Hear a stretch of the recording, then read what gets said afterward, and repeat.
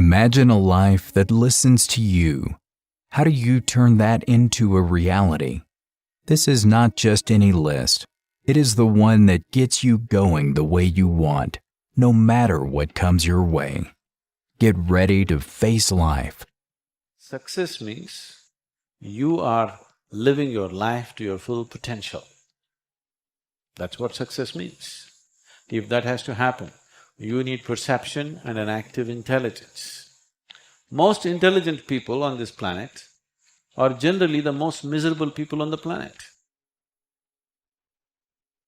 This is simply because they have an active intelligence but no perception of life.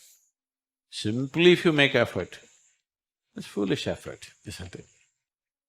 Just labor is not going to get you somewhere. The right kind of action, the right timing, right place, all this is important, isn't it? How do I grow my intelligence? Don't worry about that.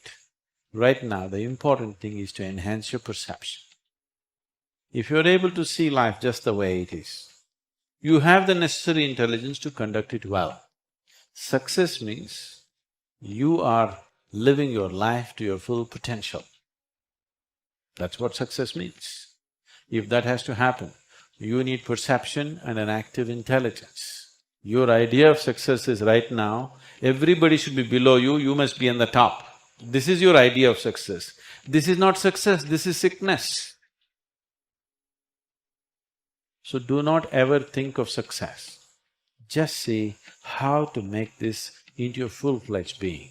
If you want your potential to open up in the world, one important thing that you must fix in your life is your experience of life, either peacefulness or agitation, either joy or misery, blissfulness or suffering, whatever it is, your experience is entirely made by you. Other people are doing what they want, their drama they're conducting. It is your reaction to that which is causing these experiences to you. So I'm telling you, your experience of what is happening with you right now is 100% determined by you. Human experience happens from within, not from outside. Outside influences are there. How far we allow them to affect us, unless they're physical situations. You're in a war zone, somebody is shooting at you, that's a different matter, all right? That needs to be dealt with in a different way. Even there, a conscious response will give you better chance of survival than wild reactions. So, the privilege of being human being is this, that we have an intelligence to determine what should be our experience of life. Other creatures are in a natural, instinctive, compulsive reaction. We are supposed to be above that. But most human beings are trying to disprove this, and they are also in a compulsive state of reaction. In fact, the more you try to do in the world, the more and more many ugly situations you will have to face, whether you like it or you don't like it, okay? Now, because you face ugly situations, will you also become ugly, or you will use this as manure to blossom into a wonderful flower? This is a choice that you have. So everything that hurts us, everything that in some way is negative in a given situation, whether you will become wise or you will become wounded is your choice. Do not look for ideal situations because there is no such place. There is no such place. Wherever you go, there will be something happening that you think is negative. Whether it's negative or not, I don't want to make a judgment. But in a given place, you think there is negative. There is no way you can fix an yesterday, but you can create a tomorrow. Let's make that happen. See, the best thing about this is, you're only facing one of them, either boss or the wife, never two of them together. So, you can oscillate, As a military man, you can escape the wife for some time and you can escape the boss for some time, unlike other jobs where every day they have to face. I'm sorry, I'm just joking like this Anyway, see, you can neither live without your wife nor your boss. Both are important in your life. You sought the career and you got into the job, you got a boss. You sought relationship, you got into marriage and you got a wife. So these are things that you aspired for. When things that you aspire for happen, then you suffer. This must be looked at. This is not about the wife, this is not about the boss. This is something to do with yourself, because human beings have gotten into this place, wherever you place them, they have found a way to suffer. So, see, we say this, like life is like juggling a ball. If you're alone, just one ball, easy to do. You become two balls, little more difficult, needs more attention. Then you become four, you have four balls to juggle. Then you have an Indian army on you, you have 10,000 balls to juggle, all do you? So, how many balls can you juggle joyfully? That's how many you should pick up. So, this aspect of life is being dragged into all kinds of things. One fundamental reason is, whether it's our career or our business or our relationships, we are trying to milk happiness out of it. The moment you attempt this, your loved ones will slowly turn into your enemies over a period of time, because that's how it works. We must understand, human experience essentially comes from within us. Whether it's pain or pleasure, it comes from within us. Joy and misery comes from within us. Agony and ecstasy comes from within us. If we understand this, if we take charge of this, if we take charge of the seat of experience within ourselves, what experience would we cause to ourselves? Definitely highest level of pleasantness. So if you being joyful and loving is not enslaved to anybody, you're joyful and loving by your own nature, then every relationship will work well. Whatever sort of relationships you make, everything will work well. Whatever is your career or your business or your activity in the world, you will do it to the best, because there is substantial medical and scientific evidence today to show you that only when you're in a pleasant state of experience, your body and your mind will work at their best. For you to succeed in this physical world, this is all it takes, that you must have a few brain cells working properly and four limbs to do the things that you have to do. Without getting your body and your brains to function according to your needs, you will not be successful. You will only be successful sometimes by default or by accident.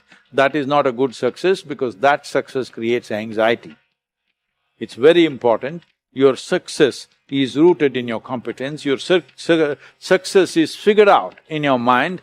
If this has to happen, it's very, very important that you're in a pleasant state of experience. That is, there may be many problems and issues outside, but you are never the issue in your life. But right now the problem is, in most human beings' lives, their own thoughts, their own emotions are the greatest impediments that they are facing. If you just cross this one thing, you will see every human being will be able to perform to their fullest level, find expression to their fullest. This is another concept which has made its rounds in the world, that something else should motivate you to do what you're doing. If what you're doing is significant enough, you don't need any other thing to motivate you. What you're doing is truly significant to life, why do you need another motivation to make that happen? If you really understand and experience that what you are doing is truly important for every life around you, you don't need a motivation, life just goes on.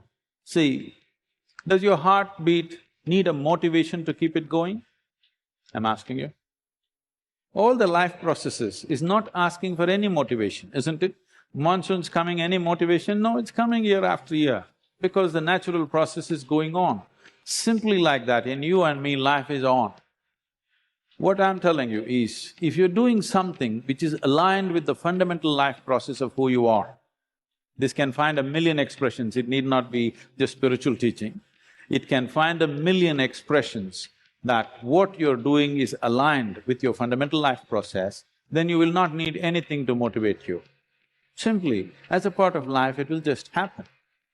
You should not be a motivated person.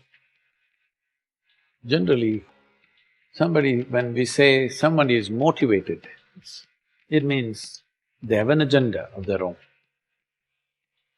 Life has no agenda. It's for you to be a full-fledged life. A grasshopper is trying to be a full-fledged grasshopper, earthworm is trying to be a full-fledged earthworm, a bird is trying to be a full-fledged bird, a tree is trying to be a full-fledged tree. A human being should strive to become a full-fledged human being. This is all our business is. But each one of us start creating our own agendas and doing all kinds of things. No, no, you're just a piece of life, don't take yourself too seriously. Because before you and me, countless number of people have come and gone. Yes or no? Where are they? All those people. You think they were all idiots? They were all idiots and they died, is it? No, they were also like you, maybe they were also officers, maybe they were kings more than you, all kinds of things, all topsoil now. What you call as life is a brief sparkle. The only thing that you have to do is rise and sparkle as a full-fledged life. When something is needed around us, we will do that naturally, because when you're doing wonderfully well, you will do what is needed, isn't it? When you're miserable, you will be motivated. Yes? Tell me, when you're very happy, have you looked at yourself? How nice and wonderful you are, you're willing to do anything for anybody, bend backwards if necessary. Yes or no? I'm happy to see somebody's talking with some passion about what they're doing. Somebody, it doesn't matter what they're doing is right, wrong, okay, perfect or not. But someone has put his heart into it, it's okay, because human lives becomes beautiful not because we do the right things. Human lives become beautiful because we put our heart into what we're doing. It doesn't matter what we're doing, whether we're sweeping the floor or managing the country or what we're doing, if we are putting our heart into what we're doing, it's beautiful to be doing that activity. Now that you're stepping into the world, not that you don't know, but anyway, now you're stepping into the world in a different dimension than the way you have been till now. Once you step into the world, there's going to be a lot of filth. There is corruption, there is nonsense, there is so many things happening everywhere. There are some set of people, a certain set of people, who will develop an allergy for this filth.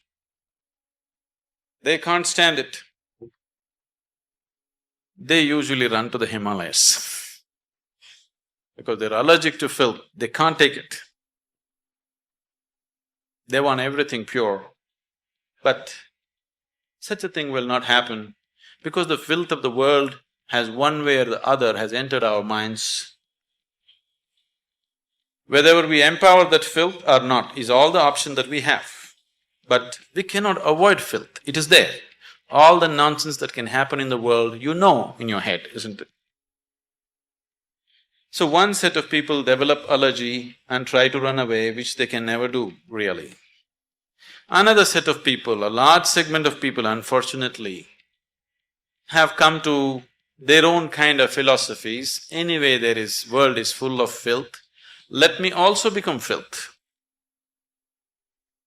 So they have joined that, they have merged into the filth. What we call as filth can also be great manure, Indian spirituality has always used lotus as a symbolism. A lotus flower has always been the main symbolism for Indian spirituality. Why a lotus flower is? A lotus flower grows best where the filth is thick. This filth, which is stinking, which you can't bear, has transformed itself into a fragrant, beautiful flower.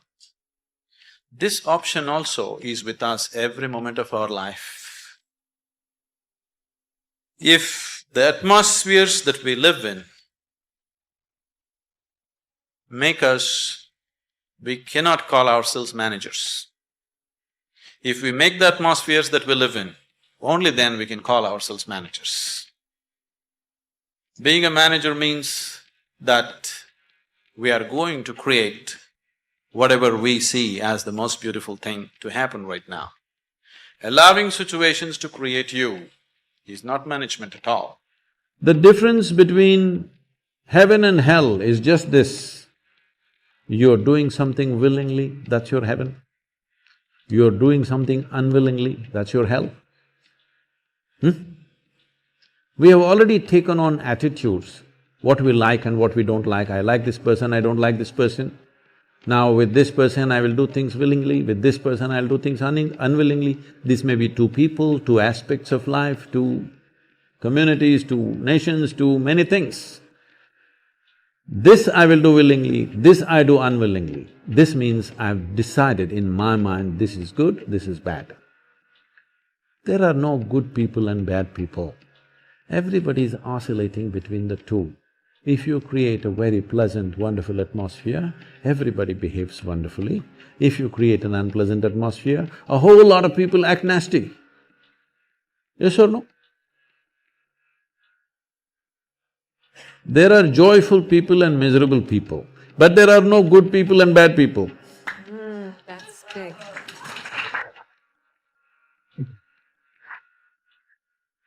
The moment we think we are good, we are entitled to destroy the bad, isn't it? Oh, we've been destroying a lot of people for a long time. Time to stop that because human beings are in different levels of experience and understanding. Variety of people. Anybody who is not like you is obviously bad, isn't it? Isn't it so? Those who are not like me must be bad people.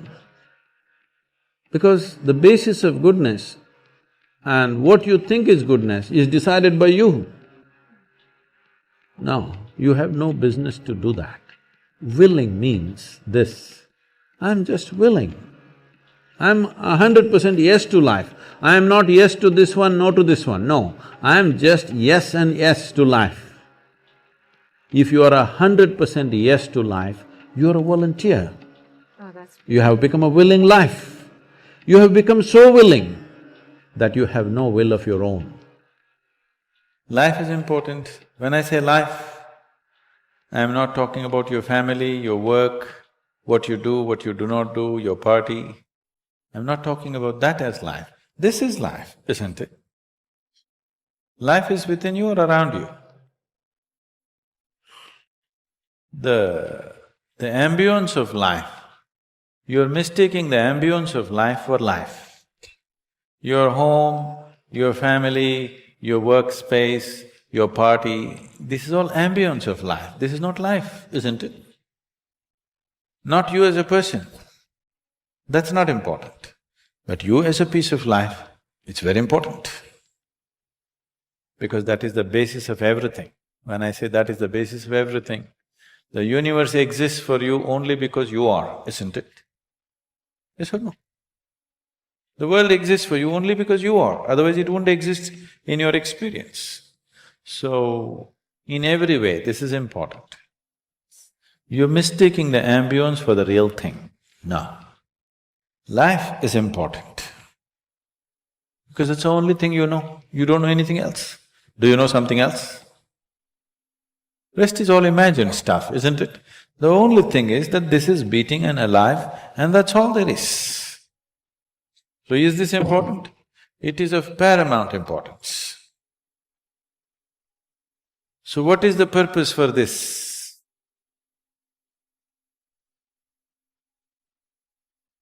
See, if you had a purpose and if you fulfilled it, after that what would you do? After that what would you do? Bored, isn't it? It is just that life is so intricate and so phenomenally intricate that if you spend 10,000 years looking at it carefully, you still will not know it entirely. If you spend 1,000,000 years looking at it with absolute focus, still you will not know it in its entirety. That's how it is. Is there a meaning to it? The greatest thing about life is that there is no meaning to it. This is the greatest aspect of life, that it has no meaning to it and there is no need for it to have a meaning. Still remember, no way to confuse them. So, this what you call as myself, this whole framework of a human being is a consequence of a certain amalgamation of memory. So these memories are allowing you to function, this is your karma. Without this memory, you wouldn't know one thing from the other, all right? You just wouldn't know one thing from the other. If you are any other creature, you functioning instinctively and compulsively was all right. Once you become human, you are supposed to function intelligently and consciously. For any human being, this is important in every aspect of life, but particularly for a soldier, it is super important because it's a question of life and death, that you are conscious and you function intelligently. You don't do compulsive, reactive things, because then you will do what your enemy wants you to do. Very easily they can get you into a reaction. So karma is not a concept, karma is not a punishment and reward system. It is just that you exist only because of your karma. But it is like you build a karmic stage upon which you're supposed to do your drama. But if your karmic stage is not firm, if it is like quicksands, now you try to dance on it, you will sink into it. This is all the problem is. Your karma is not conscious, it is simply happening in a compulsive and instinctive manner. This simply means your research and development that's gone into you, you're wasting.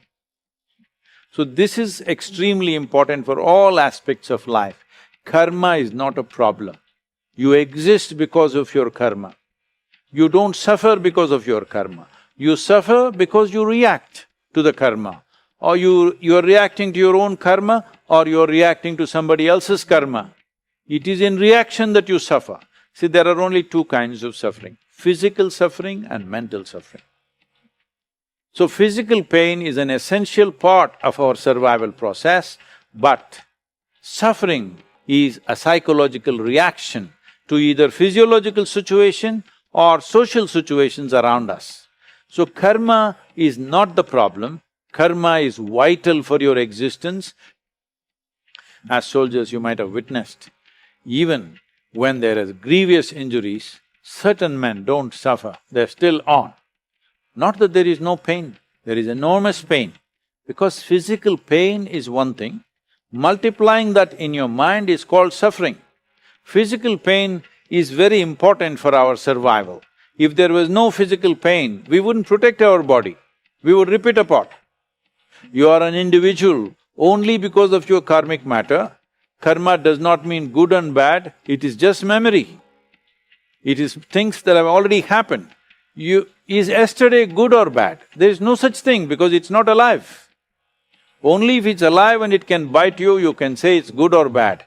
But what is dead and gone, if you react to it, even today it seems to bite you and hurt you, because what happened 10 years ago, people still suffer.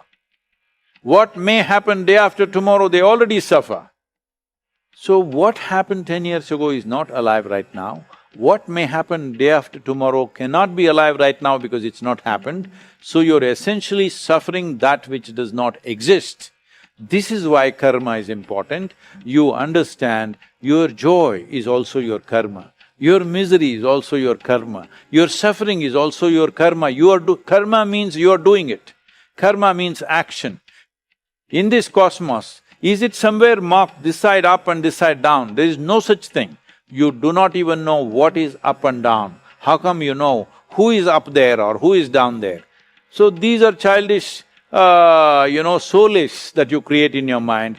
When you say, my life is my karma, you are admitting, my life is my making. This is the most dynamic way to exist. This is the only culture on the planet who has looked life like this. A whole lot of cultures believe that their life is managed from somewhere above. But from up there, somebody is managing.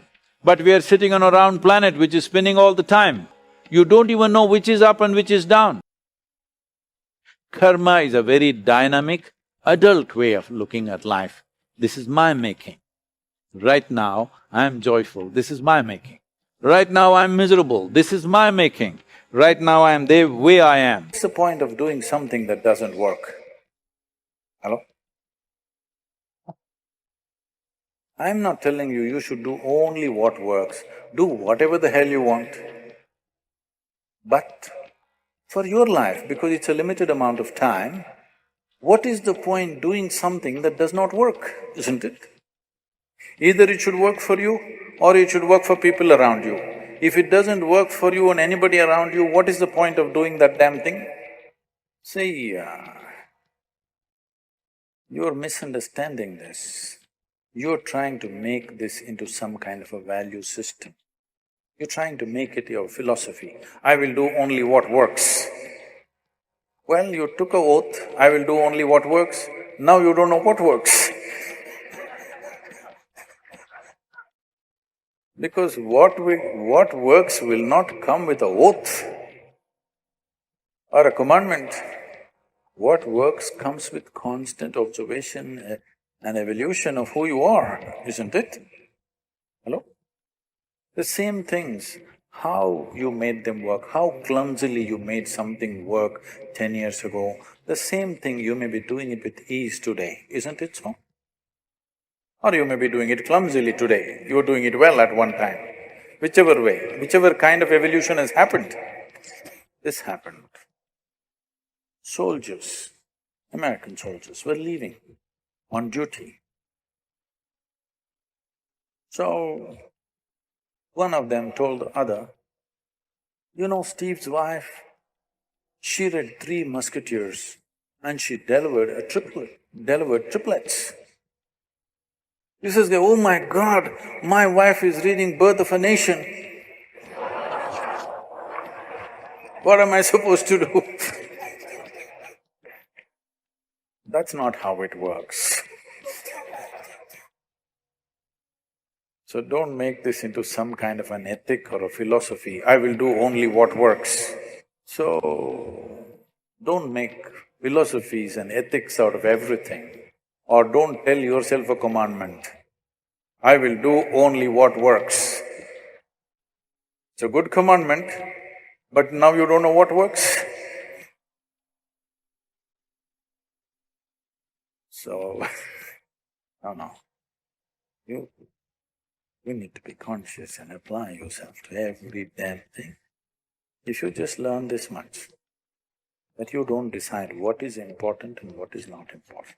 Well, just to see what works needs a lot of application, even for the smallest damn things, isn't it? Hello? To do a smallest thing, like hitting a ball or kicking a ball straight, you know how much it takes? Somebody who can kick a ball where he wants, wow, the whole world is worshipping him just because he kicks a damn ball. Yes or no? Because people understand what it takes. I just wandered around without any purpose. Without any purpose. Simply I wandered in the jungles, in the forests, in the rivers and this. But I paid absolute attention to every plant, every insect, the air, the moisture, the works and everything. What was aimless wonder today is becoming formidable knowledge that is not written in any damn book. For the first time, somebody is talking in a comprehensive way, not from a textbook. This was just aimless wonder. As a child, as a youth, just wandered around without any purpose. So even if it is purposeless, you can't live without attention, isn't it? You're trying to live here without involvement. This is why you have morals, you have ideals, you have ideologies, you have values, you have ethics, you have commandments, because you are trying to live here without involvement. Tackle each situation one by one. Be strong and do not let anybody else decide how you feel. You are responsible for your actions. Live life as it is to be lived, not by comparing it with others. Click on the video shown to see more from us. What would you like to see in the next video? Share your thoughts in the comments section. Like, share, and subscribe to our channel. Thank you for watching, and see you in the next video.